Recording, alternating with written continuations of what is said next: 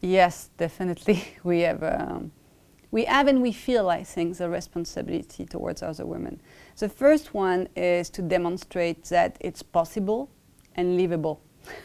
And that's being there and demonstrating that it's inspiring other people. So inspiring others to come to the party and to be willing to get to this position. For me, it's the first responsibility. The second responsibility is to be successful. Because still, and especially in Europe, you still don't have a lot of women in leadership position. So we need to demonstrate that it's successful for the organization, so that the organization is also willing to continue further on this path and having more women into this kind of position. The third thing, I think it's also our role to mentor talent and to share experience, to reassure them, to challenge them, to inspire them, to help them, to bet on them, so that we help the next generation to come into the play.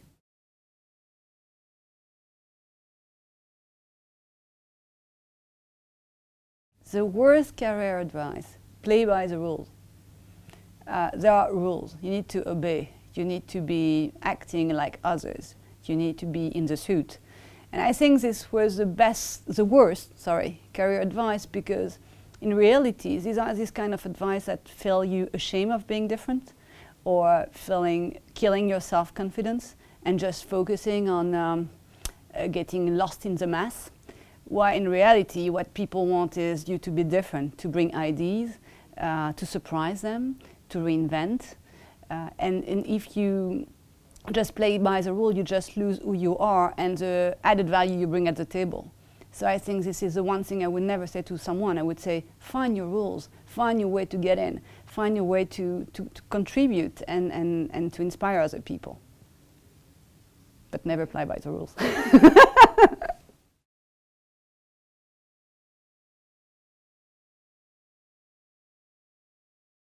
I would love to discuss with all of them, and I would love to share my experience. But yes, advice, I don't know if these are advice, but actually that's our things that I discovered along the way. The first thing is just do what you love to do, because you're never as good as when you do things that you love to do and you're passionate about. And don't be apologetic or don't be shy, just go for it. I mean, the work is a place where you can realize yourself, where you can accomplish big things, where you can demonstrate who you are, when you can demonstrate to you also who you are.